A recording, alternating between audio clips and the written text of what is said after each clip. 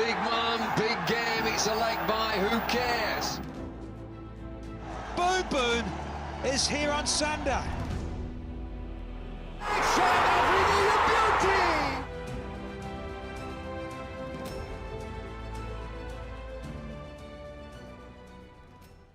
वो सिर्फ एक खिलाड़ी नहीं था, वो एक तूफान था। एक ऐसा तूफान जो ग्राउंड में उतरते ही शायकीन क्रिकेट के दिलों पे बादलों की तरह बरसता था। ये तूफान कभी जल्दी थम जाता तो कभी आधे घंटे में ही पूरे ग्राउंड को अपनी लपेट में ले लेता। या अगर हम ऐसा कहें कि लोग तो बस उसे ही देखने आते थे तो शायद ये गलत ना होगा। आज हम बात करेंगे परहैप्स पाकिस्तान के सबसे बड़े सुपरस्टार साहिबजादा मोहम्मद शाहिद खान आफरीदी की।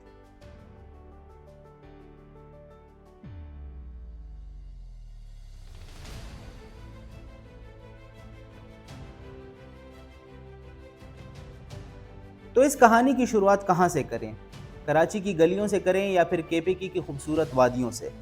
1975 में खैबर एजेंसी में पैदा होने वाले शाहिद खान आफरीदी ने अपनी इब्तिदाई क्रिकेट वहीं से शुरू की जहां से कराची का हर बच्चा करता है, यानी कि स्ट्रीट क्रिकेट।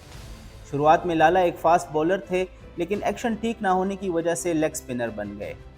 बैटिंग नहीं मिलती थी तो कभी भी टेक्निक और टेम्परामेंट पे खास तवज्जो नहीं दी, लेकिन फिर एक दिन एक क्लब गेम में उन्होंने बैटिंग करते हुए सेंचुरी बना दी। वो नंबर 7 पर बैटिंग करने आए और खूब लंबे लंबे छक्के मारे।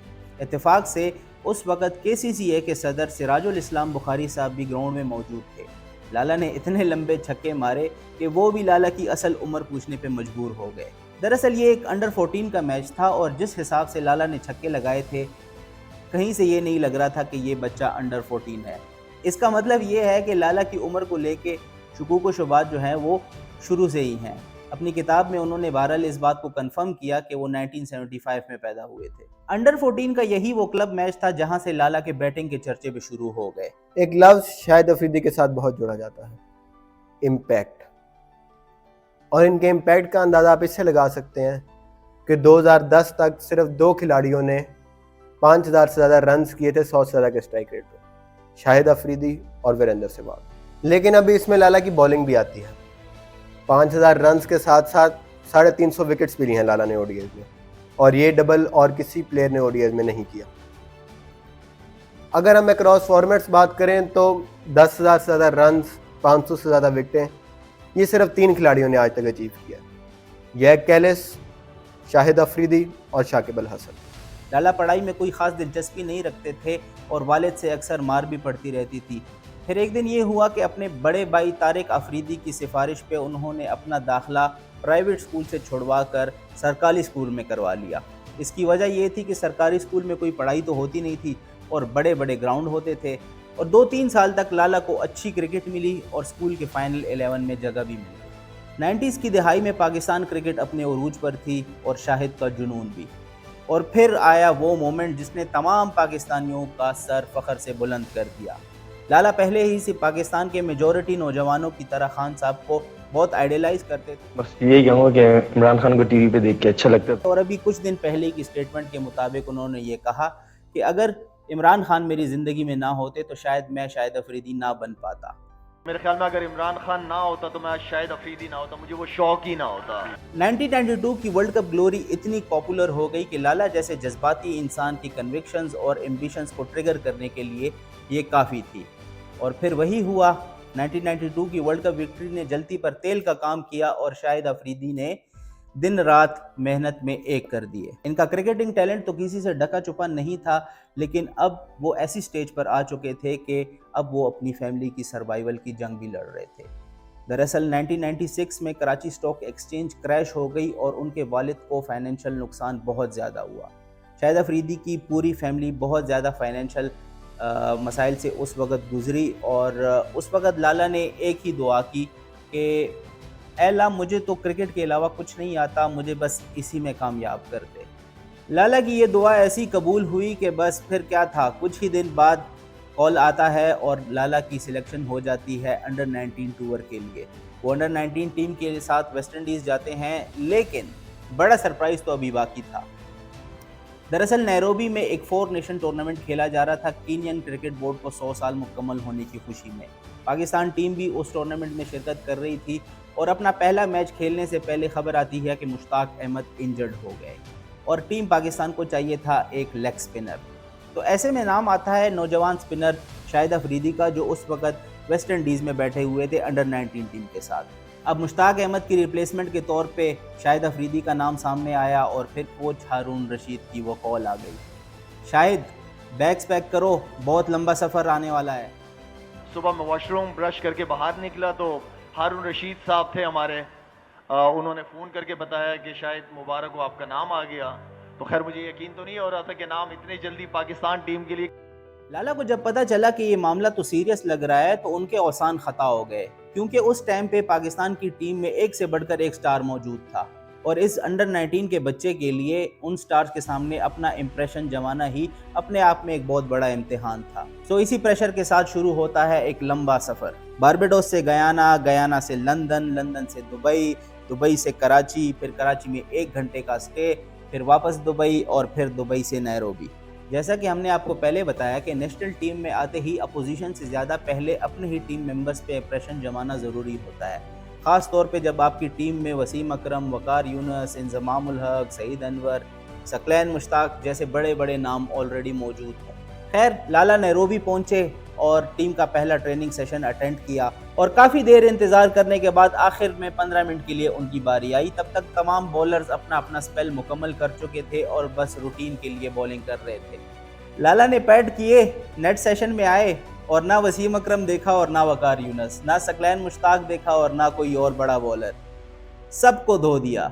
लाला को पहली दफ़ा नेट सेशन में देखने के बाद कप्तान वसीम अकरम ने कहा कि शायद लड़के में कुछ बात है, लेकिन हम सब बॉलर्स शायद उस दिन थके हुए थे और थोड़ी देर के लिए बॉलिंग की, तो लिहाजा लाला को दोबारा से जज करने के लिए अगले दिन फिर नेट सेशन में बुलाया गया और पहली बारी लाला को दी गई। फिर वसीम और वकार ने अपनी पूरे रिदम के साथ, अपनी पूरी पेस के साथ और नए बॉल के साथ लाला को बॉलिंग की और नतीजा फिर से वही, लाला ने फिर से सबको धो दिया और बेहतरीन बैटिंग कर डाली। इसी मौके पे कप्तान वसीम अकरम ये बात कहने पे मजबूर हो गए कि लड़के में कुछ तो बात है। कहते हैं कि इस नेट सेशन के बाद एक बात तो कंफर्म हो गई थी कि अब लाला प्लेइंग 11 का हिस्सा लाजमी होंगे, लेकिन वो किस नंबर पर बैटिंग करेंगे ये अभी तय नहीं था। और हुआ कुछ यूँ कि वसीम अकरम कुछ ज़ाती वजूहात के बिना पर वतन वापस लौट गए और सईद अनवर को स्टैंड इन कैप्टन बना दिया गया, लेकिन जाते जाते वो सईद अनवर से ये बात कह गए कि इस लड़के को ऊपर खिलाना। तो लिहाजा उनको श्रीलंका के खिलाफ मैच से पहले पता चलता है कि वो नंबर 3 पर बैटिंग करने जाएंगे। इससे पहले वो केनिया के अगेंस्ट एक मैच खेल चुके थे, लेकिन उसमें उनकी बैटिंग नहीं आई थी। लाला को जब पता चला कि कल वो नंबर 3 पे बैटिंग करने जा रहे हैं तो फिर क्या हुआ, फिर से वही ख्वाब आया। वो ग्राउंड में मौजूद हैं और बड़े से बड़े बॉलर को भी छक्के मार रहे हैं। सुबह उठे और अपने रूममेट शादाब कबीर को कहा कि मैंने तो इस तरह का ख्वाब देखा है कि कल मैं जयसूर्या और मुरलीधरन और चमिंदा वास इनको छक्के मारूंगा। तो शादाब कबीर ने जवाब दिया कि लाला सो जाओ, अभी सुबह के 4 ही बजे हैं। दरअसल लाला को मैदान में उतरने की इतनी जल्दी थी कि वो सुबह 4 बजे ही उठ गए थे। अगले दिन मैच शुरू हुआ, लाला की बारी आई और फिर बिल्कुल वैसा ही हुआ जैसा उन्होंने ख्वाब देखा था। क्या चमिंदा वास, क्या मुरलीधरन और क्या सनत जयसूर्या और क्या धर्मा सेना। लाला ने श्रीलंकन बॉलर्स की ऐसी धुलाई की कि उस वक्त की ओडीआई की तेज तरीन सेंचुरी बना डाली और वो भी अपनी पहली इंटरनेशनल इनिंग्स के अंदर। इस इनिंग्स में लाला ने 11 छक्के और 6 चौके मारे और 102 रन की इनिंग्स में 90 रन सिर्फ बाउंड्रीज में आए, सिर्फ और सिर्फ 90 रन बाउंड्रीज में आए 1996 में। तो इस इनिंग्स के बाद तो लाला बिल्कुल फ़ैन फेवरेट बन गए थे, या फिर अगर आजकल की ज़ुबान में कहें तो नेशनल क्रश बन गए थे। लाला खूबसूरत तो थे ही और कौम से प्यार भी हो गया था। वो सिर्फ एक डैशिंग ऑलराउंडर नहीं बल्कि डैशिंग पर्सनैलिटी के मालिक भी थे। बूम बूम कहें, लाला कहें, अफरीदी कहें, ये एक नाम नहीं था, बेसिकली ये एक जज्बा था, ये क्रेज़ था और जो दुनिया ने अपने ऊपर हावी किया हुआ था। मतलब अफरीदी इटसेल्फ तो एक पर्सनैलिटी थी ही, लेकिन इतना जज्बा, इतना क्रेज़ जो आवाम के अंदर मैंने देखा वो ज़हीर अब्बास का एक ज़माने में हुआ करता था। जब दुनिया ग्राउंड के अंदर उमड़ आती थी उनको एक टच करने के लिए कि खाली कि हम अपने हीरो से मिल सकें। फिर इमरान खान ने वो दौर गुजारा, सुनहरा दौर था उनका। उसके बाद फिर आई थिंक अगर किसी को इतनी शोहरत मिली है, बड़े बड़े नाम गुजरे इस दौरान भी, वसीम, वकार, हिमजी, यूनस और भी बड़े नाम थे, लेकिन जो शाहिद अफरीदी को उस वक्त अरूज हासिल था वो शायद ही अब किसी और क्रिकेटर के हिस्से में। एज और शाहिद अफरीदी साथ साथ चलते हैं। ऑफिशियल रिकॉर्ड्स के मुताबिक शाहिद अफरीदी पाकिस्तान की तरफ से टेस्ट सेंचुरी स्कोर करने वाले 4th यंगेस्ट प्लेयर हैं। अगर हम थोड़ा सा पीछे जाएं तो चाहे कानपुर में कुंबले हो, लॉर्ड्स में मुरली हो या गद्दाफी में बज्जी हो, लाला ने हमेशा से स्पिनर्स के छक्के छुड़ाए हैं। He had the second highest strike rate against spinners until his last T20 आई। और जो किलर इंस्टिंक्ट हमें लाला में नज़र आया वो शायद खान साहब के अलावा पाकिस्तान के और किसी ऑलराउंडर में नज़र नहीं आया। लाला ने फील्ड पर तो पाकिस्तान को दलेरी से रिप्रेजेंट किया, फील्ड के बाहर भी पाकिस्तान को बहुत ऑनर और डिग्निटी से रिप्रेजेंट किया। उनके दौर में काफ़ी दफ़ा ऐसी चीज़ें हुई कि स्पॉट फिक्सिंग और मैच फिक्सिंग में लोगों के नाम आए, लेकिन लाला का रिकॉर्ड इस मामले में बिल्कुल साफ है, वो इन चीज़ों में कभी नहीं पड़े। लाला को अवाम ने प्यार तो बहुत दिया, लेकिन साथ ही साथ वो लाला को कभी समझ नहीं सके। वो क्या है ना, जब इंसान प्यार में होता है तो वो फिर एक्सपेक्टेशंस भी बढ़ा लेता है। कुछ ऐसा ही हमारी अवाम के साथ भी हुआ। उन्होंने लाला को देखा कि पहली ही इनिंग्स में उन्होंने इतनी तूफानी बैटिंग कर दी और ये एक्सपेक्टेशन लगा ली कि वो शायद अब हर आने वाली इनिंग्स को ऐसे ही खेलेंगे और हर दफ़ा कामयाब ही होंगे, लेकिन ऐसा होने वाला नहीं था, जिसकी वजह से लाला की पर्सनल परफॉर्मेंस काफ़ी डाउन चली गई। कई दफ़ा लाला ने खुद इंटरव्यूज़ में ये बात बोली है कि मैं हमेशा ये सोचता था कि आज मैं सेंसिबली बैटिंग करूँगा, आज मैं आराम से खेलूँगा, लेकिन जैसे ही मैं ग्राउंड में उतरता तो ग्राउंड शायकीन क्रिकेट ऐसी आवाज़ें लगाते, मेरा नाम इतनी ज़ोर ज़ोर से लेते कि मेरा दिमाग बिल्कुल ख़राब हो जाता और मैं कोई बेतुकी सी शॉट मार के आउट हो जाता था। I tried my level best to listen them, but I can't. तो आप इससे अंदाज़ा लगा लें कि क्राउड का प्रेशर क्या चीज़ होता है, कि वो एक प्लेयर को जाके किस तरह से अंदर उसने खेलना है, इस चीज़ को भी वो इन्फ्लुएंस कर सकता है। हमारी आवाम ये भूल चुकी थी कि लाला आए थे टीम में as a replacement of Mushtaq Ahmed. वो आए थे एज अ लेग स्पिनर जो कि थोड़े बहुत बैटिंग कर सकता था और छक्के वक्के मार सकता था। टीम मैनेजमेंट को यही बताया गया था, लेकिन हमारी आवाम को ये बात ना लाला के पूरे करियर के दौरान समझ आई और ना आज तक समझ आई। वो लाला को हमेशा एक एंटरटेनर के तौर पे ही लेते रहे कि ये आएगा, पहली बॉल से हिटिंग करेगा और हमें एंटरटेन करेगा, अगर नहीं करेगा तो आउट हो जाएगा। And they were absolutely okay with it. वो ग्राउंड छोड़ के निकल जाते थे। तो अपनी डेब्यू सीरीज़ के बाद लाला टीम का परमानेंट मेंबर तो बन गए थे, लेकिन उनका कोई सेट बैटिंग ऑर्डर नहीं था, जिसकी वजह से उनका ऑलराउंड एबिलिटीज़ को शो करना बड़ा ज़रूरी हो गया था। और फिर वो मौका आ गया।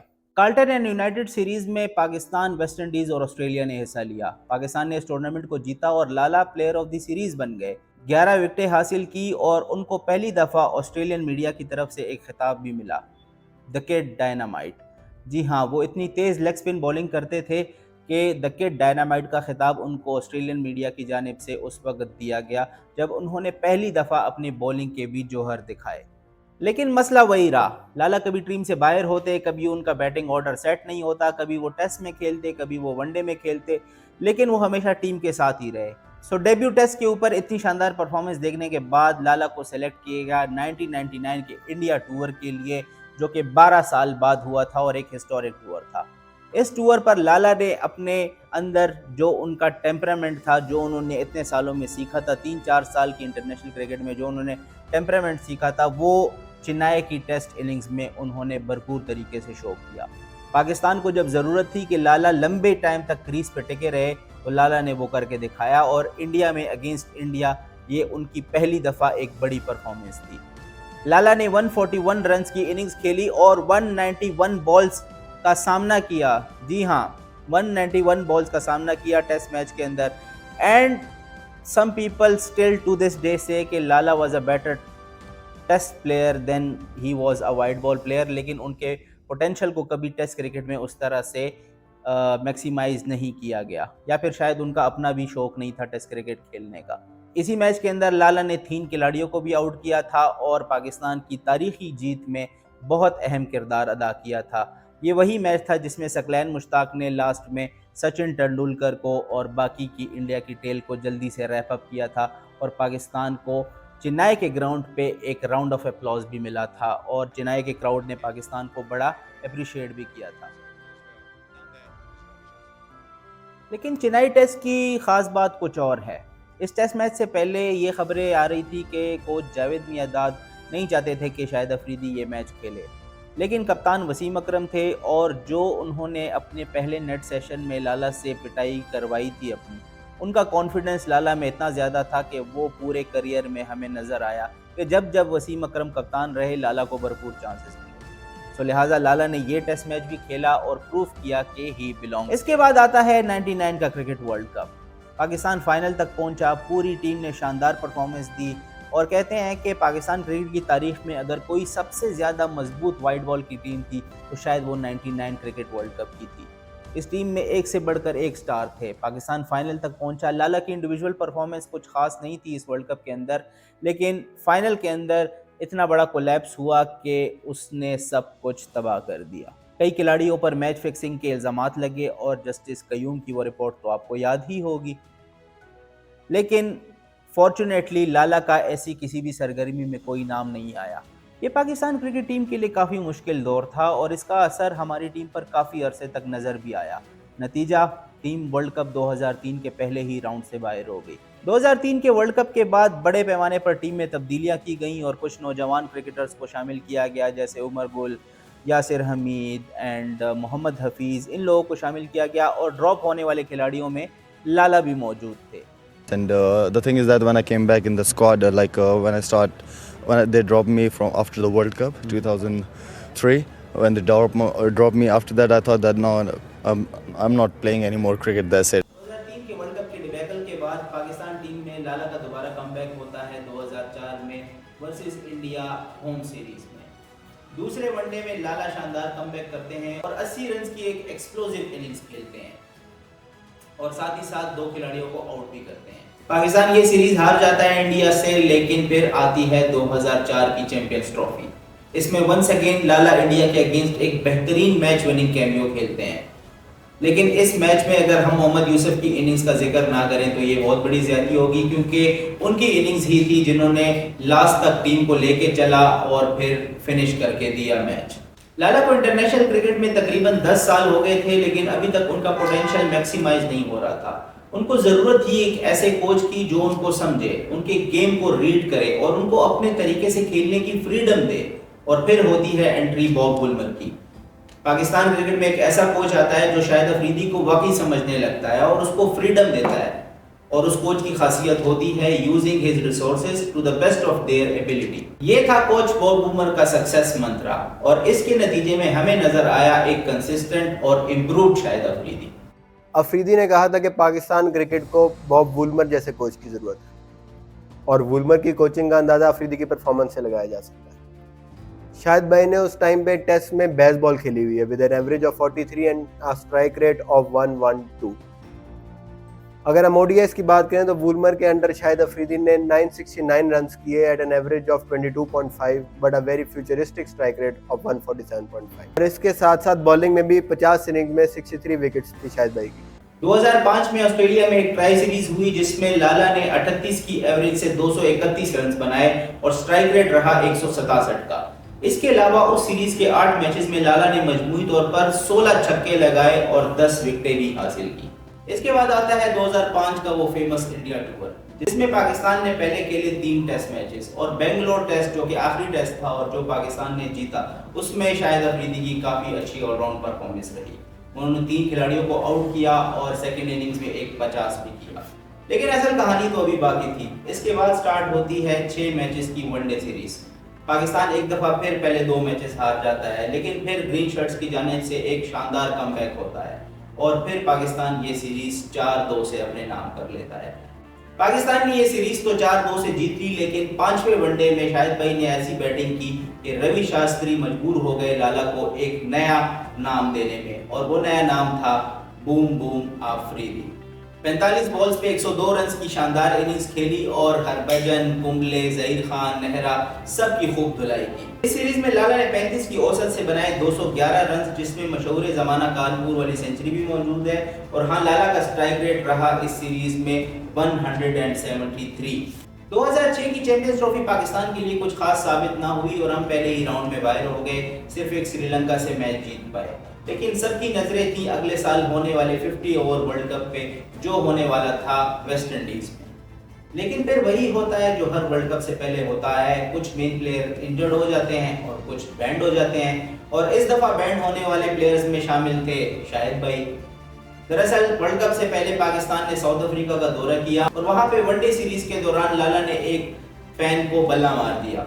वापस आउट होके आ रहे थे, गुस्से में थे, और इस गलती की वजह से वो 4 मैचेस के लिए बैंड हो गए। लेकिन ज्यादा मसले की बात ये थी कि वो सिर्फ 4 मैचेस के लिए बैंड नहीं हुए थे, वो वर्ल्ड कप 2007 के पहले 2 मैचेस से भी बाहर हो गए थे। दरअसल इस टूर के बाद पाकिस्तान ने डायरेक्ट वेस्ट इंडीज जाना था to participate in the world cup, लेकिन लाला को इस बात का बिल्कुल अंदाजा नहीं था कि जो 4 मैचेस के लिए वो बैंड हुए हैं उनमें से 2 वर्ल्ड कप के मैचेस भी आ जाएंगे। Cricket world cup 2007 Pakistani fans के लिए एक डरावने ख्वाब से कम नहीं है। बहुत सारे फैंस तो ऐसे होंगे जो शायद इसको अपनी मेमोरीज से हमेशा के लिए इरेज करना चाहेंगे। लाला ने पहले मैच में पाकिस्तान को वेस्ट इंडीज के हाथों शिकस्त होते हुए देखा और फिर सोचा कि चलो आयरलैंड से तो हम जीत ही जाएंगे और जिम्बाब्वे के खिलाफ मैं कमबैक कर लूंगा। लाला, हमने भी यही सोचा था कि आयरलैंड से तो हम जीत ही जाएंगे और आप जिम्बाब्वे के खिलाफ कमबैक करेंगे और फिर हमें आगे चल के वर्ल्ड कप जितवाएंगे। लेकिन आयरलैंड ने पाकिस्तान को हरा के वर्ल्ड कप 2007 का पहला बड़ा अपसेट कर दिया और पाकिस्तान को वर्ल्ड कप से ही बाहर कर दिया। लेकिन कहानी यहाँ पे ख़त्म नहीं हुई थी, इससे बड़ा सानेहा तो अभी ड्रेसिंग रूम में हमारा इंतजार कर रहा था। Pakistan coach Bob Woolmer was found dead today in his hotel room at the age of 58. Bob की मौत से पूरा मुल्क ऐसा सोगवार हुआ जैसे खानदान में किसी बुजुर्ग की डेथ हो गई हो। खिलाड़ी उनके साथ बहुत ज़्यादा क्लोज थे और हमें खिलाड़ियों के चेहरे पे वो मायूसी और वो सैडनेस नज़र आई। उस फुटेज में हमें नज़र आया कि हमारे प्लेयर्स कितना ज़्यादा उसकी डेथ को जो है वो ग्रीफ में है और फील कर रहे हैं। ये वर्ल्ड कप इतना ज़्यादा डेडली था कि इसने जमामुल हक जैसे लेजेंड के ODI करियर को भी ख़त्म कर दिया। इस एक वर्ल्ड कप में इतना सब कुछ हुआ कि जिससे बहुत ज़्यादा पाकिस्तानी फैंस शायद आज तक रिकवर नहीं कर पाए, इंक्लूडिंग मी। अब जहां पाकिस्तान वर्ल्ड कप से बाहर हुआ, वहीं इंडिया ने सोचा कि हम क्यों पीछे रहे, हम भी पाकिस्तान के साथ इज़हारे यकजहती करते हैं और हम भी वर्ल्ड कप से बाहर हो जाते हैं। बांग्लादेश ने इंडिया को हराकर अपसेट कर दिया और इस तरह वर्ल्ड कप 2007 इंडिया और पाकिस्तान के लिए शुरू होने से पहले ही ख़त्म हो गया। आपने आजकल की ये सेइंग तो सुनी होगी कि 2 भाई दोनों तबाही, यहाँ पे तो 2 भाई दोनों तबाह। अब अगर वर्ल्ड कप के पहले ही 2-3 दिन में इंडिया और पाकिस्तान दोनों बाहर हो जाते हैं और आपस में कोई मैच भी नहीं खेलते तो व्यूअरशिप कहाँ से आएगी? नतीजा क्या हुआ? 2007 का वर्ल्ड कप एक फाइनेंशियल डिज़ास्टर साबित हुआ। व्यूअरशिप इतनी कम हुई कि आईसीसी के लॉसेस जो हैं वो बर्दाश्त से बाहर हो गए। और यहाँ पर आईसीसी में बैठे कुछ क्लेवर लोगों को एक बहुत ही अच्छा आइडिया आया। उन्होंने सोचा कि क्यों ना T20 की पॉपुलैरिटी को देखते हुए इस फॉर्मेट को आईसीसी इंटरनेशनल लेवल का स्टेटस दे और एक मिनी वर्ल्ड कप करा दिया जाए और फिर इंडिया और पाकिस्तान को एक ही ग्रुप में रखकर मैचेस करवाए जाएं और ज़्यादा से ज़्यादा रेवेन्यू कमाया जाए। ये आइडिया काम कर गया और इसके नतीजे में जन्म हुआ टेस्ट और ODIs की नाजायज़ औलाद, यानी कि T20s का। लेकिन मसला ये है कि ये नाजायज़ औलाद अब बड़ा हो गया है और अब ज़्यादा पैसे कमाने लग गया है, इसलिए अब ये ख़ानदान में किसी को बुरा भी नहीं लगता और ये जो है वो अपने माँ बाप यानी टेस्ट और ODI दोनों का खर्चा भी उठा रहा है। तो आईसीसी ने बिल्कुल टाइम वेस्ट नहीं किया और उसी साल 2007 में रंगारंग तकरीब के तहत साउथ अफ्रीका में T20 वर्ल्ड कप का इनेकाद करा दिया। लकीली फॉर आईसीसी इंडिया और पाकिस्तान दोनों फाइनल में भी पहुंच गए और इसका मतलब तो आपको पता ही होगा, पैसा ही पैसा आया। जी हाँ, बिल्कुल। अब इस रेवेन्यू की पावर का अंदाज़ा आप यहाँ से लगाएं कि इसने हालिया इंडिया पाकिस्तान की जंग के बावजूद एशिया कप का स्केड्यूल अनाउंस करवा दिया। इंडिया कितने साल से आपके साथ बायलैटरल सीरीज नहीं खेल रहा, लेकिन फिर भी वो आपके साथ वर्ल्ड कप, एशिया कप, बड़े इवेंट्स में मैचेस बायकॉट नहीं कर सकता। क्यों? Just because of this revenue. खैर, रेवेन्यू को छोड़ें, बात कहीं और निकल जाएगी। 2007 का वर्ल्ड कप हुआ, T20 का पहली दफ़ा इंडिया और पाकिस्तान वर्ल्ड कप में पहुंचे। पाकिस्तान ने शानदार परफॉर्मेंस दी, ऑस्ट्रेलिया को हराया, श्रीलंका को हराया, सेमीफाइनल में न्यूजीलैंड को हराया और फिर फाइनल में मिसबा ने वो शॉट मारा और फिर बस इससे ज़्यादा और कुछ मत पूछें मेरे से फिर। खैर, लाला की परफॉर्मेंस इस वर्ल्ड कप में काफ़ी शानदार रही और उन्होंने 12 विकेटें हासिल की, प्लेयर ऑफ द सीरीज़ वो रहे, फाइनल तक टीम को पहुंचाया, लेकिन फाइनल में फिर वही वो जो बेतुकी सी शॉट मारी, फिर क्या कह सकते हैं अब बस। खैर, फाइनल हार गए यार हम, 2007 का भी हार्ट ब्रेक हो गया। और लाला इस वर्ल्ड कप में बल्लेबाजी में भी कुछ खास नहीं कर पाए। उनका स्ट्राइक रेट अच्छा रहा इस टूर्नामेंट में, 197 का स्ट्राइक रेट रहा, लेकिन स्कॉटलैंड के खिलाफ एक कैमियो के अलावा उन्होंने कुछ खास परफॉर्मेंस नहीं दी। जैसा कि मैंने आपको बताया कि इस फॉर्मेट से जनरेट होने वाला रेवेन्यू इतना इंसेन था कि दुनिया में हर जगह T20 लीग स्टार्ट होने लगी। 2007 के T20 वर्ल्ड कप के बाद शाहिद भाई की गुड्डी मजीद चढ़ गई। लोगों ने कहा कि ये फॉर्मेट लाला का है और लाला इसी फॉर्मेट के लिए बने हैं। लाला ने जवाब दिया कि मैं तो इस तरह की क्रिकेट 1996 से खेल रहा हूँ, आप लोगों के लिए कोई नई बात होगी शायद। यही वजह थी कि IPL के पहले एडिशन में लाला पाकिस्तान की तरफ से पिक होने वाले सबसे महंगे खिलाड़ी साबित हुए।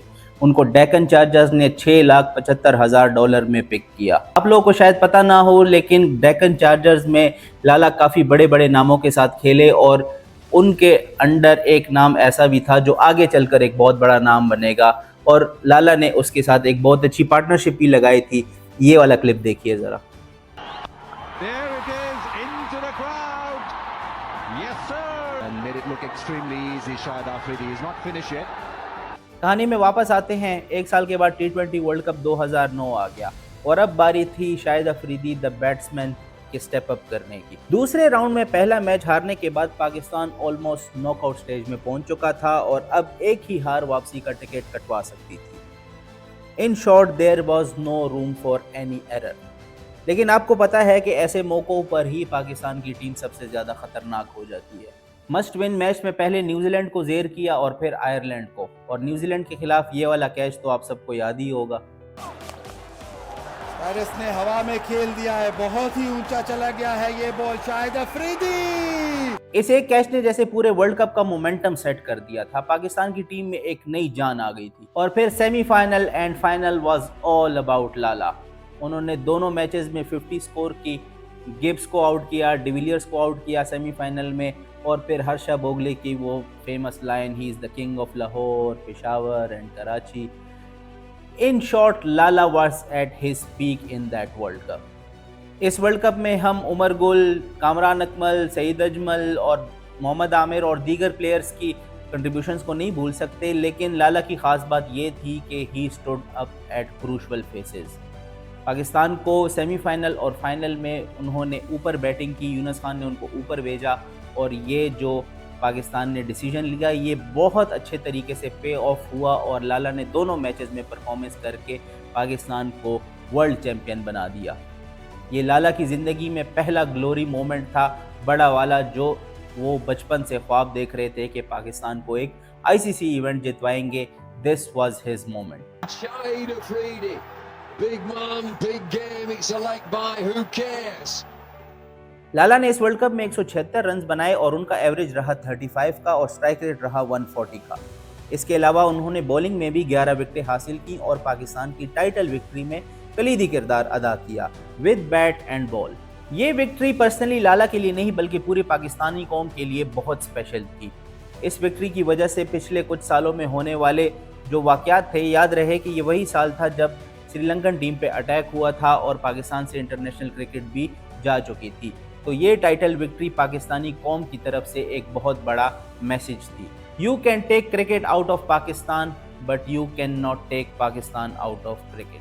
अल्हम्दुलिल्लाह कि अल्लाह ताला ने हम सबको आज ये इज्जत दी और मेरे ख्याल में बहुत ज़्यादा ज़रूरी थी ये वाली विक्ट्री। किसी भी वर्ल्ड कप के बाद पाकिस्तान क्रिकेट टीम में या पाकिस्तान क्रिकेट बोर्ड में ज़्यादा देर तक स्टेबिलिटी रहे या कोई कप्तान चेंज ना हो, ऐसा कैसे हो सकता है? यूनुस खान की कप्तानी में पाकिस्तान T20 वर्ल्ड कप जीता और साथ ही खान साहब ने रिटायरमेंट का ऐलान कर दिया। इसके बाद पाकिस्तान टीम ने चैंपियंस ट्रॉफी 2009 के लिए साउथ अफ्रीका जाना था, जहां पर पाकिस्तानी टीम से काफ़ी तवक्कुआत वाबस्ता की जा रही थी। पाकिस्तान ने शानदार आगाज़ किया और अपने पहले दोनों मैचेस में इंडिया और वेस्ट इंडीज़ को हराकर अपनी पोजीशन को मुस्तहकम कर लिया। फिर सेमीफाइनल में पाकिस्तान का मुकाबला हुआ न्यूजीलैंड के साथ। पाकिस्तान को पहले बैटिंग मिली और पाकिस्तान ने स्कोर किया 233। इस मैच में उमर अकमल का एक LBW डिसीजन बहुत ज़्यादा कंट्रोवर्शियल था, क्योंकि वो उस वक्त काफ़ी अच्छा खेल रहे थे और अगर वो डिसीजन गलत आउट ना दिया जाता तो शायद पाकिस्तान का टोटल मज़ीद ज़्यादा हो सकता था। खैर, पाकिस्तान के पेसर्स ने खूब फाइट की और लाला ने भी उनको काफ़ी सपोर्ट किया। रॉस टेलर की एक इम्पॉर्टेंट विकेट भी हासिल की, लेकिन फिर वही हुआ जो हमेशा ऐसे इम्पॉर्टेंट मैचेस में होता है, एक क्रूशल कैच ड्रॉप। और इस दफ़ा कल्प्रेट कोई और नहीं, खुद खान साहब कप्तान यूनुस थे। उन्होंने ग्रांट एलियट का कैच क्या छोड़ा, वो पाकिस्तान से मैच ही ले गया और पाकिस्तान चैंपियंस ट्रॉफी 2009 से बाहर हो गया। लेकिन इस चैंपियन ट्रॉफी 2009 में एक ख़ास बात है, इसमें लाला ने उसको भी आउट किया था। याद है ना उसको? वो तब छोटा लड़का था, इतना बड़ा प्लेयर नहीं बना था, लेकिन आजकल वो बहुत बड़ा प्लेयर है। खैर, अब तो गुरु गंभीर ने उसको टीम से बाहर कर दिया है। खैर यार, मैं जज्बात में इधर उधर निकल जाता हूँ, वापस आते हैं लाला की स्टोरी पे। खैर, पाकिस्तान चैंपियन ट्रॉफी 2009 से बाहर हो गया, एलियट पाकिस्तान से मैच ले गया और इस हार के बाद सीक्रेट ड्रेसिंग रूम मीटिंग्स, बगावतें और एक दूसरे के साथ छेड़खानियाँ, कप्तान ठीक नहीं है, एंज होना चाहिए, होना चाहिए, मेनू होना चाहिए, एनू बार करो, ये वाली बातें जो हैं ये ड्रेसिंग रूम में शुरू हो गई। और जाहिर है ये किसी एक बंदे ने इनिशिएट नहीं की होंगी, 2-3 बंदों ने ही इनिशिएट की होंगी, लेकिन आज सारे इस बात से मुंह छुपाते फिरते हैं कि ये काम हमने नहीं किया, लेकिन ये काम हुआ और जो उस कमरे में मौजूद थे उन प्लेयर्स ने खुद इस बात को लाइव टीवी पे एक्सेप्ट किया है कि हाँ, ये मीटिंग्स हुई थी और यूनुस खान के खिलाफ बगावत हुई थी। यूनुस खान उस वक्त कैप्टन थे, सही है, व्हाटएवर उनको पसंद नहीं करते थे एज ए कैप्टन, क्यों वो थोड़े एंग्री थे। कमरे में आप थे क्या? मैं था, क्यों नहीं था? यूनुस के कमरे से मैं वाइस कप्तान था। इस टूर पे इतना कुछ हुआ कि मुबैना तौर पे कुरान पाक पे हल्फ उठवाए गए खिलाड़ियों से कि आप कसम खाएं कि आप यूनुस खान की कप्तानी के अंडर नहीं खेलेंगे। इस तरह की वाहियात चीज़ें हुई। खैर, हम फिर इन चीज़ों में नहीं पड़ते, आगे बढ़ते हैं। और यूनुस खान इस पूरे रिवॉल्ट के नतीजे में कप्तानी से चले गए और नए कप्तान बने मोहम्मद यूसुफ और T20 की कप्तानी मिल गई शाहिद भाई को। उसके बाद जो मोहम्मद यूसुफ की कप्तानी में ऑस्ट्रेलिया के दौरे पे हमारी जो तारीखी चित्रोल हुई उसके बारे में किसी और दिन बात करेंगे, लेकिन इस टूर पे लाला ने एक ऐसा कारनामा कर दिया जिसका मेंशन किए बगैर हम आगे नहीं बढ़ सकते। पाकिस्तान ने इस टूर पे पहले तीनों टेस्ट मैचेस हारे, फिर सारे ODI मैचेस हारे। आखिरी ODI मैच से पहले मैनेजमेंट ने ये डिसाइड किया कि हम मोहम्मद यूसुफ को रेस्ट देना चाहते हैं और शाहिद भाई को कप्तान बना दिया गया। अब शाहिद भाई ने जैसे इस आखिरी मैच को अपनी ज़िंदगी मौत का मसला बना लिया और इसको अपना एक तरह से कप्तानी के लिए ऑडिशन ही समझ लिया और हर हद क्रॉस कर दी, यहाँ तक कि उन्होंने बॉल को ही चबा डाला। वो सिर्फ ये पॉइंट प्रूव करने में लग गए थे कि ऑस्ट्रेलिया के अगेंस्ट इसी टीम के साथ मैं बेहतर कप्तानी करके पाकिस्तान को ये आखिरी मैच जितवाऊंगा और प्रूव करूंगा कि मैं एक बेहतर कप्तान हूँ, लेकिन इस चक्कर में वो अपने आप को उल्टा बैन करवा बैठे। लाला बॉल टेम्परिंग को ही एक नेक्स्ट लेवल पे ले गए थे। फैसलाबाद में उन्होंने अपने जूतों का कमाल दिखाया था 2005 में और 2010 में यहाँ ये अपने दांतों का कमाल दिखा रहे थे। सो बात निकली है तो फिर दूर तक जाएगी। लाला बैन हो गए और फिर T20 जो एक ही हुआ था उसमें शोएब मलिक को कप्तान बना दिया गया और पाकिस्तान वो मैच भी हार गया। और ये ऐसा टूर था कि जिस पे पाकिस्तान कोई मैच नहीं जीता, लिटरली कोई मैच नहीं जीता। सिडनी टेस्ट भी इसी टूर के अंदर हुआ था जिस पे अगेन वो फिक्सिंग के इल्ज़ामात लगे थे, कामरान अकमल का मसला हुआ था। तो ये सारा वो दौर चल रहा है। खैर, इस हरकत के बाद लाला सस्पेंड तो हो गए, लेकिन T20 की कप्तानी उनके पास ही रही। अब लाला की नज़रें एक दफ़ा फिर वेस्ट इंडीज़ पर थी, क्योंकि फिर कैरेबियन में ही खेला जाना था अगला T20 वर्ल्ड कप। लाला T20 वर्ल्ड कप 2010 में टीम को लीड कर रहे थे और वो काफ़ी पुरुमीद नज़र आ रहे थे और होना भी चाहिए था, क्योंकि टीम में T20 फॉर्मेट के मुताबिक कुछ काफ़ी एक्साइटिंग T20 प्लेयर्स आए थे, जैसे उमर अकमल, मोहम्मद आमिर, खालिद लतीफ़ बड़े अच्छी फॉर्म में थे उन दिनों। तो टीम तो अच्छी थी पाकिस्तान के पास। और फिर हमारे पास सईद अजमल थे यार। सईद अजमल के होते हुए हमें क्या हो सकता है? भाईजान, आपको माइक हसी याद है?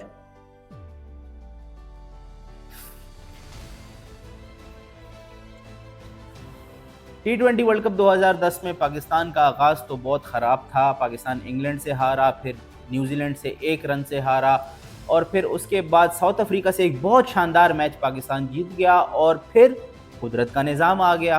कुदरत के निज़ाम के तहत इंग्लैंड ने न्यूजीलैंड को हराया और पाकिस्तान ने क्वालिफाई किया along with England for the semifinals. Semifinals में पाकिस्तान का मुकाबला हुआ कंगारूज से। कंगारूज इस वर्ल्ड कप में काफ़ी अच्छा खेल रहे थे, लेकिन पाकिस्तान के पास भी मोमेंटम ज़रूर मौजूद था और ये मोमेंटम सेमीफाइनल में नज़र आया। पाकिस्तान ने बहुत अच्छा स्टार्ट लिया। अकमल बारादरान ने ख़ास तौर पे कमाल की बारियां खेली और पाकिस्तान पहुंच गया 191 तक। ऑस्ट्रेलिया को टारगेट मिला 192 का और फिर शुरुआत ही में पाकिस्तान ने उनको दबोच लिया।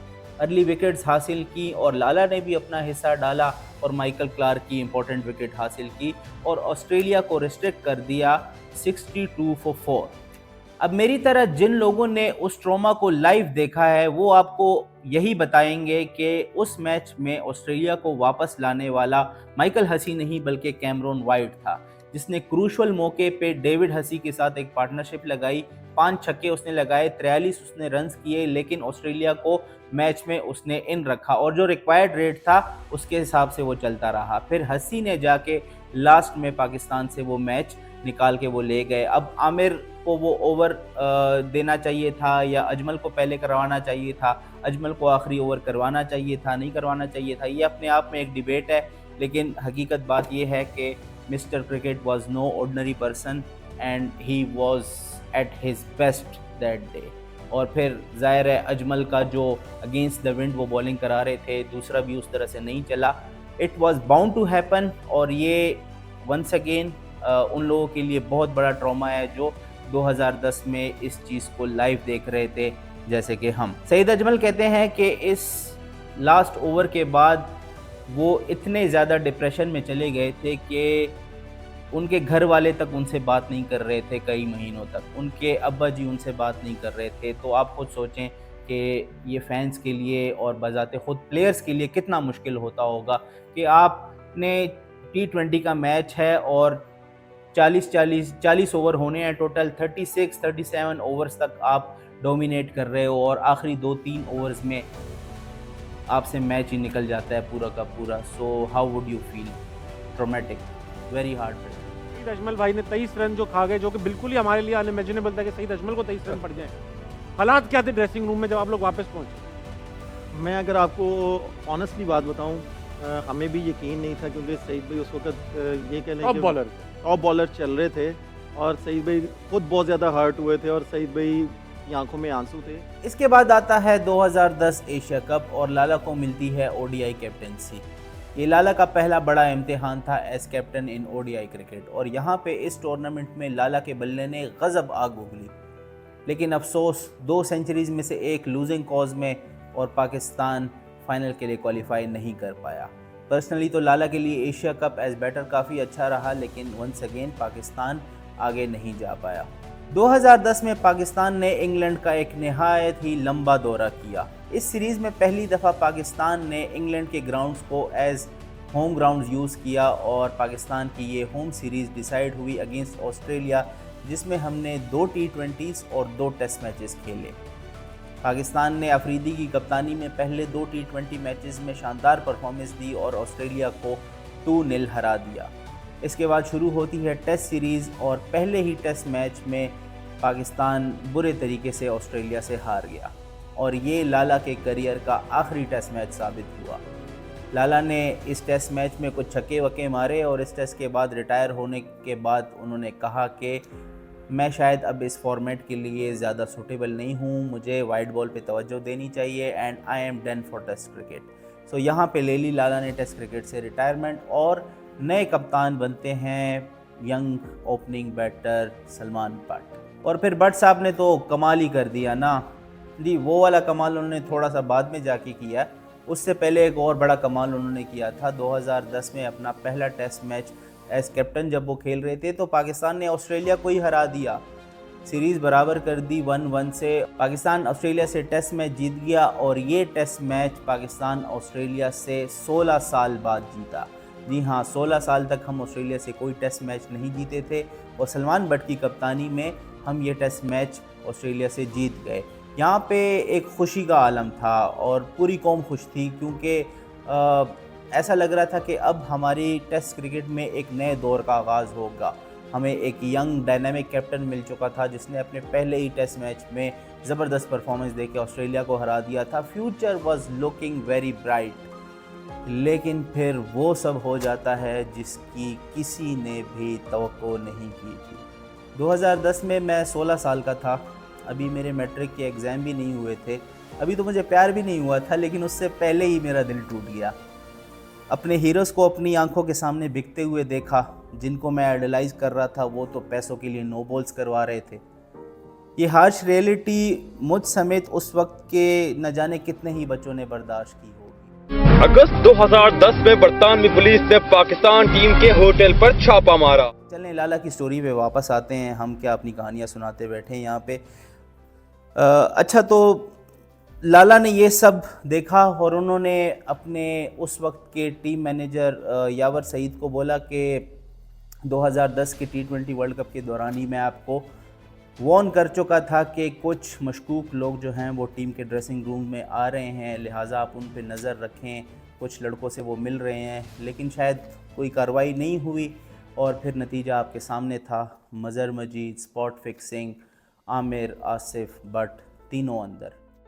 ये सारा कुछ शुरू हुआ था तो मेरे पास मैसेजेस आ गए थे, और वो मैसेजेस ऊपर वाले का एक निज़ाम है कि मैसेजेस, मोबाइल गिरा पानी में रिपेयर करने के लिए लंदन में जिस जगह पे दिया, और मेरे दोस्त और मेरे दोस्त के दोस्त हैं वो। हमने अपने बड़ों से 90s में फिक्सिंग के किस्से सुने थे कि 90s में ये होता था, वो होता था। कभी सोचा नहीं था कि हम लोग भी किसी दिन बैठ के आप लोगों को अपने दौर के फिक्सिंग के किस्से सुनाएंगे। सो दुआ यही है कि आने वाली जनरेशन के लिए ऐसी कोई एग्जाम्पल सेट ना हो, वो जब आगे कोई स्टोरीज सुनाएं तो पॉजिटिव स्टोरीज सुनाएं। हम लोगों ने तो जो देखा, जो बर्दाश्त किया, जिस ट्रॉमा से गुजरे, वो आपको बताना ज़रूरी है। खैर, सलमान बट, आमिर और आसिफ 5-5 साल के लिए बैंड हो जाते हैं और टीम में एंट्री होती है मज़ीद कुछ नौजवान प्लेयर्स की, और कुछ तो रिटायरमेंट का प्लान ही कैंसिल कर देते हैं। जी हाँ, रावलपिंडी एक्सप्रेस जो एशिया कप में 2010 में बज्जी से भिड़ने के बाद, छक्के खाने के बाद पाकिस्तान टीम बाहर हो गई उस एशिया कप से और तकरीबन अख्तर साहब रिटायर हो गए थे। उन्होंने लाला के कहने पे रिटायरमेंट का प्लान कैंसिल किया और आसिफ और आमिर की जाने की वजह से उन्होंने भी टीम में वापसी की। अब लाला के सामने एक बहुत कड़ा इम्तिहान था। इंग्लैंड और न्यूजीलैंड के साथ 2011 वर्ल्ड कप से पहले अवे सीरीज़ और फिर उसके बाद डायरेक्ट 2011 का वर्ल्ड कप। अफरीदी को ना सिर्फ इस नौजवान टीम को खड़ा करना था, बल्कि एक नीचे गिरी हुई कौम को भी ऊपर उठाना था, और उसका एक ही तरीका था कि वो दोबारा से मैदान में परफॉर्म करें। ओडीआई सीरीज़ में इंग्लैंड से पहले 2 मैचेस हारने के बाद अफरीदी 11 ने शानदार कमबैक किया और सीरीज़ 2-2 से बराबर कर दी। उमर गुल और शेब अख्तर ने आसिफ और आमिर की कमी महसूस नहीं होने दी और बुलडोज़र ने तो इस सीरीज़ में कमाल ही कर दिया। लगातार 2 मैचेस में 9 खिलाड़ियों को आउट किया और कुल मिलाकर सीरीज़ में सबसे ज़्यादा यानी कि 11 विकेटें हासिल की।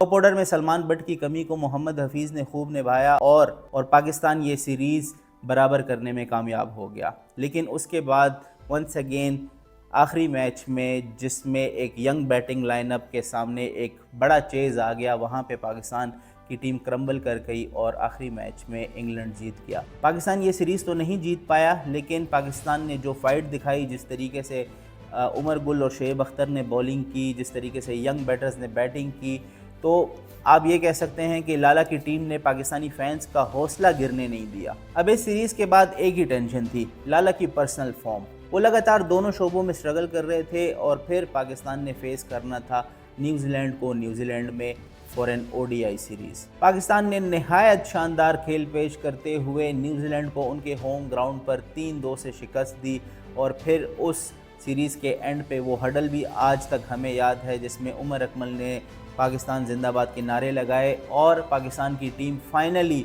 उस ट्रॉमा से बाहर आती हुई नज़र आई और वर्ल्ड कप 2011 के लिए तैयार नज़र आई।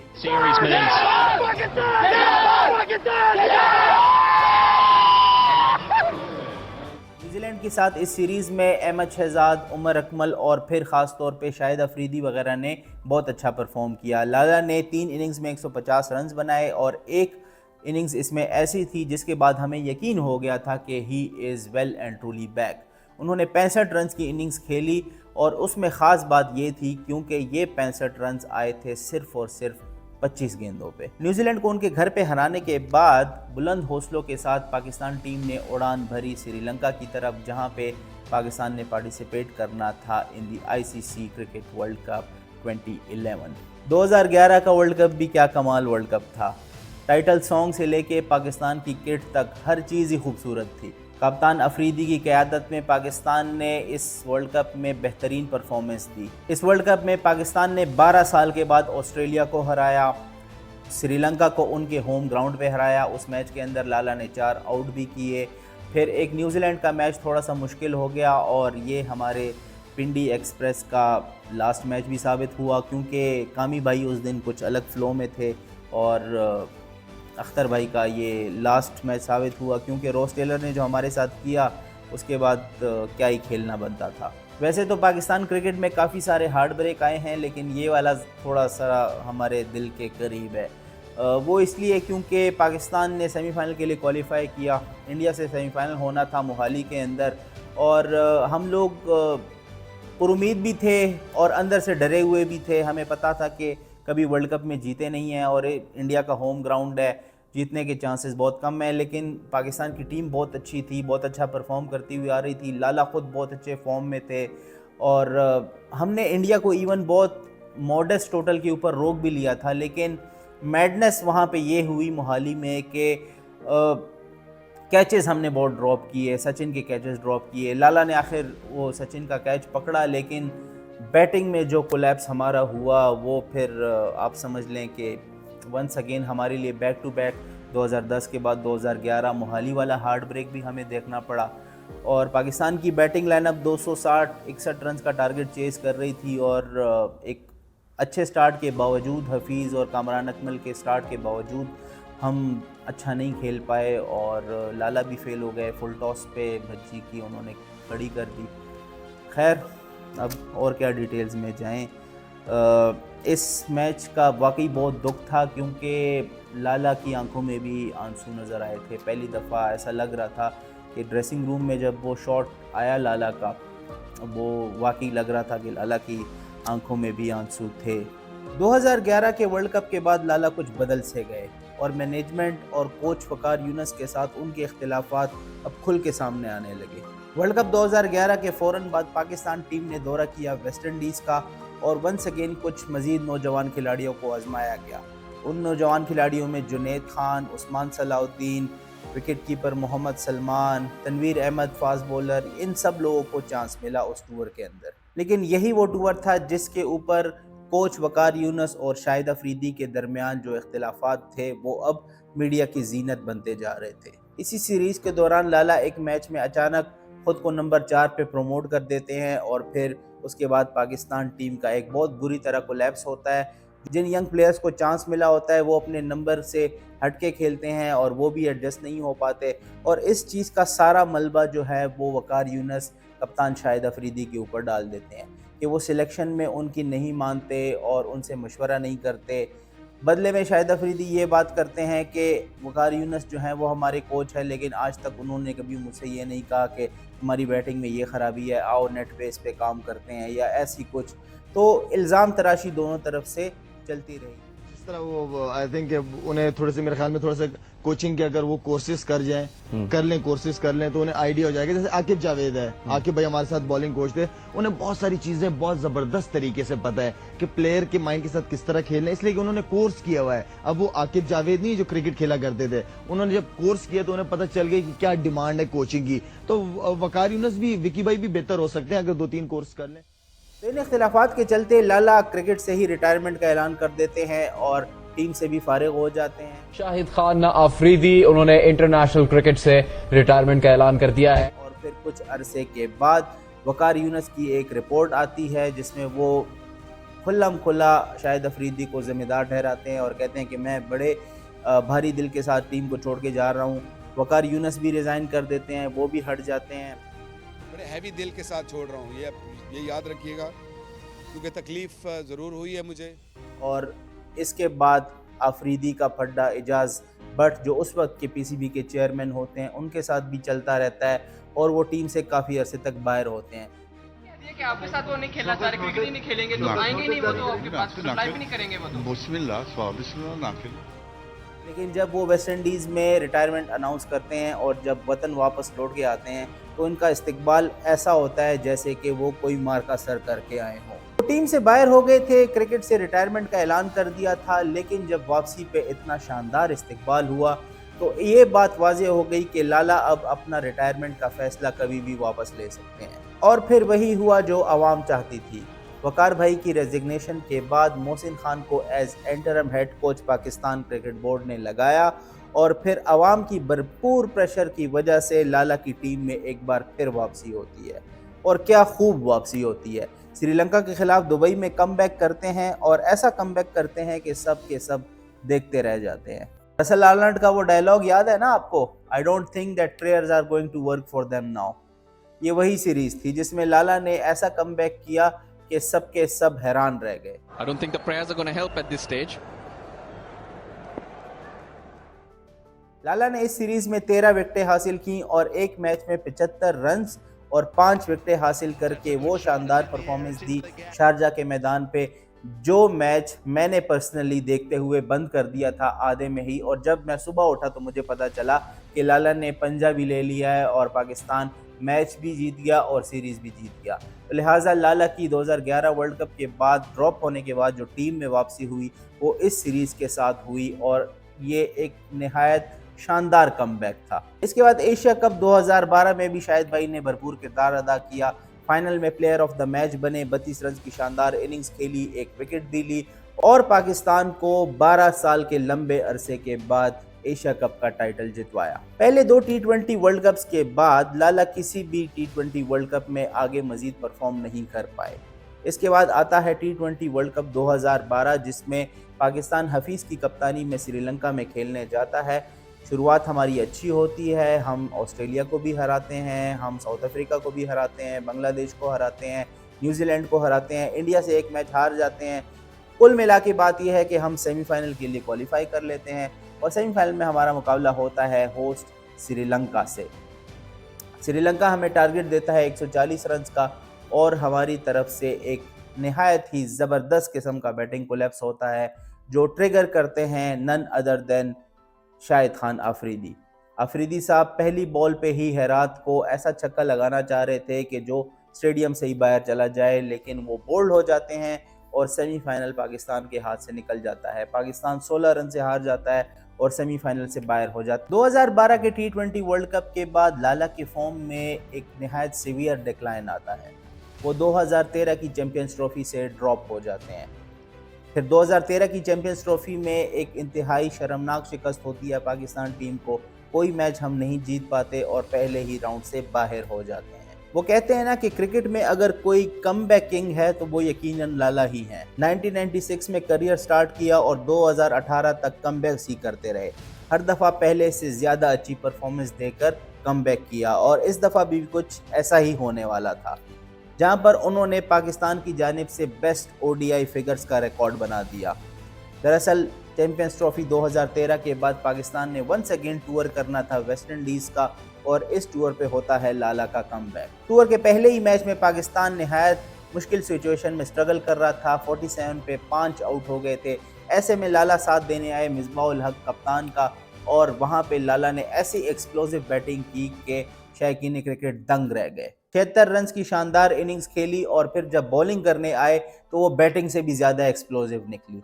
वेस्ट इंडीज़ के 7 खिलाड़ी आउट कर दिए और सिर्फ 12 रन दिए और जैसा कि मैंने आपको बताया कि ये टिल डेट पाकिस्तान की तारीख में बेस्ट ODI फिगर्स हैं बाय एनी बॉलर। वैसे तो लाला की ज़िंदगी में काफ़ी आइकॉनिक मोमेंट्स आए हैं, लेकिन अश्विन के खिलाफ वो 2 छक्के, एशिया कप, आय हाय हाय हाय, वो एक ऐसा मोमेंट था 2009 के T20 वर्ल्ड कप के बाद जो वाकई में ग्लोरी मोमेंट था और फैंस ने उसको भरपूर एंजॉय किया। He goes again, goes big, that's up in the air, and it's 6. Shahid Afridi, you beauty! What a win! Pakistan have snatched it. Shahid Afridi has done it. He has many a time stunned the world with his belligerent batting. Asia cup 2014 में भी Pakistan team final तक पहुंची, लेकिन final में हम श्रीलंका से हार गए। और लाला की पर्सनल परफॉर्मेंस एशिया कप 2014 में बड़ी बेहतरीन रही। इंडिया के खिलाफ वो मैच जिताया, फिर बांग्लादेश के खिलाफ ना सिर्फ एक इम्पॉसिबल चेज़ पॉसिबल करवाया, बल्कि साथ ही साथ उनकी ख़वातीन को भी रुला दिया। पाकिस्तान एशिया कप 2014 में एक अच्छी पोजीशन होने के बावजूद श्रीलंका से फाइनल में हार गया, और यहाँ से शुरू होती है पाकिस्तान क्रिकेट में एक नई सर्द जंग, मिसबाह वर्सेस शाहिद आफरीदी। 2014 के T20 वर्ल्ड कप के बाद मोहम्मद हफीज़ की तारीफ़ करनी पड़ेगी, क्योंकि उन्होंने पहली दफ़ा शायद पाकिस्तान क्रिकेट में ये मिसाल कायम की कि एक कैप्टन फेल हुआ T20 वर्ल्ड कप में और वो खुद ही स्टेप डाउन हो गया। As a captain Pakistan cricket team T20 के होने के नाते मैं जो भी पाकिस्तान टीम की परफॉर्मेंसेज रही उसकी तमाम तर रिस्पॉन्सिबिलिटी खुद कबूल करता हूँ। यहाँ पर दो किस्म के नैरेटिव्स के दरमियान शदीद किस्म का कॉन्फ्लिक्ट पैदा हो गया था। एक पार्टी कहती थी कि मिसबाह एक डिफेंसिव माइंडसेट का बंदा है और उसको नहीं होना चाहिए, कप्तान अफरीदी को होना चाहिए। दूसरी पार्टी ये कहती थी कि अफरीदी एक ट्राइड एंड टेस्टेड कैप्टन है, वो नहीं परफॉर्म कर पाएगा और वो बहुत ज़्यादा एग्रेसिव है। मिसबाह ही तो है जो टीम के अंदर रह के सिर्फ स्कोर करता है, बाकी तो किसी से स्कोर भी नहीं होता। तो ये जो दो कॉन्फ्लिक्टिंग नैरेटिव्स चल रहे थे, इनकी वजह से पाकिस्तान क्रिकेट में ये मुश्किल पैदा हो गई थी कि वर्ल्ड कप 2015 में कप्तान कौन होगा। और फिर आता है वो वाला मैच जिसने मुझ समेत सबका पारा हाई कर दिया। ये वाला मैच देखिए जरा। In the air, it should be out. Oh, they've lost it. They've won the game by 1 run, Australia. How the hell have they won that? And this is Australia's closest margin of win versus Pakistan ever. What a magnificent win there to the Australians. वैसे तो Misbah ODI की कप्तानी कर रहे थे, लेकिन इस series के अंदर वो आखिरी मैच में इंजर्ड हो गए और फिर इस मैच के अंदर लाला को कप्तानी करनी पड़ी और ये मैच पाकिस्तान ऑलमोस्ट जीतते जीतते हार गया था। इस मैच में बैटिंग कोलैप्स का सारा मलबा कप्तान शाहिद के ऊपर आया और इसका नतीजा ये निकला कि शाहिद भाई को 2015 की कप्तानी नहीं मिली। और यहाँ पर शाहिद भाई ने भी कुछ ऐसी स्टेटमेंट्स दी जिनकी वजह से शायद पीसीबी में उस टाइम में लोग जो बैठे हुए थे उनको ये लगा कि शाहिद भाई को कप्तानी नहीं देनी चाहिए, क्योंकि लाला बहुत क्लियरली मीडिया के सामने आके ये बोल देते थे कि अगर मिसबाह को कप्तान बनाना है तो उसको बता दें, मुझे बताना है तो मुझे बता दें, ताकि क्लैरिटी रहे।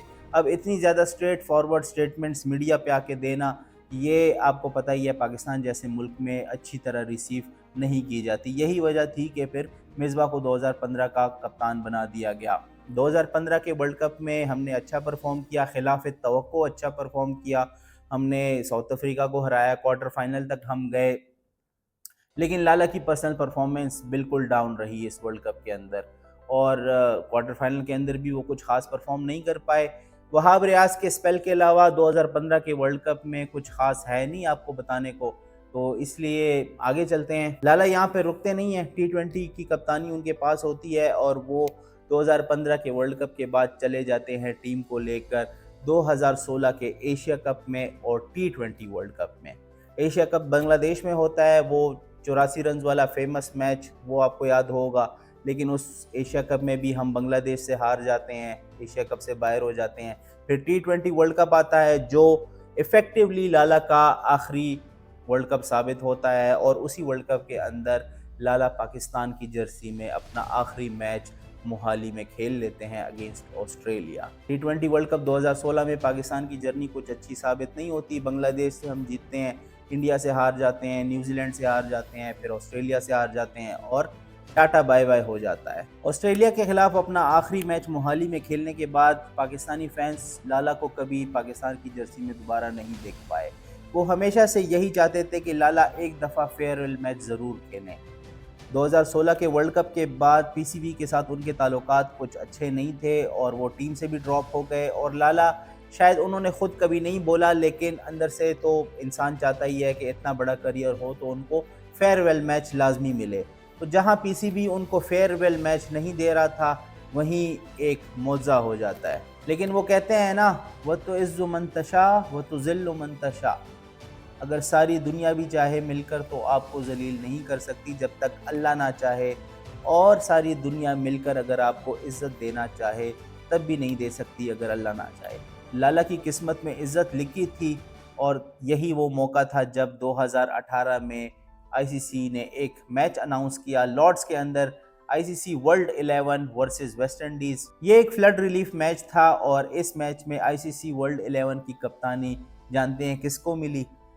हमारे लाला को। Your last international game, are you emotional?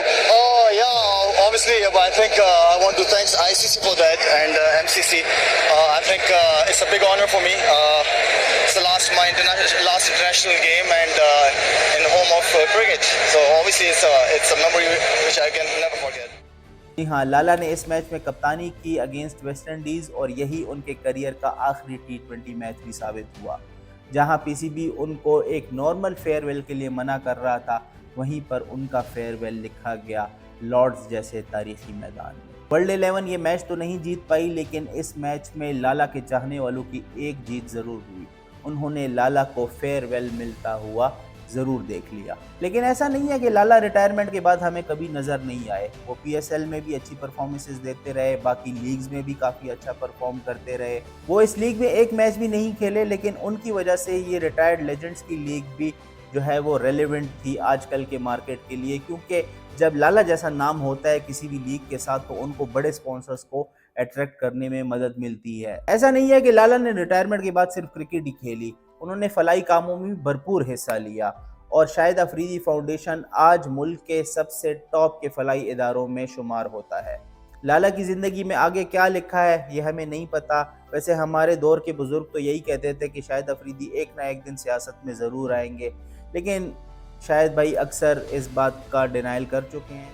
Caretaker prime minister की सीट भी खाली है। नहीं, मेरा कोई ऐसा इरादा नहीं। वो कहते हैं कि उनका सियासत में आने का उस तरह से कोई इरादा नहीं है। दिल तो नहीं कर रहा कि लाला की कहानी को यहाँ ख़त्म करें, अभी भी लगता है कि कुछ ना कुछ भूल गया हूँ।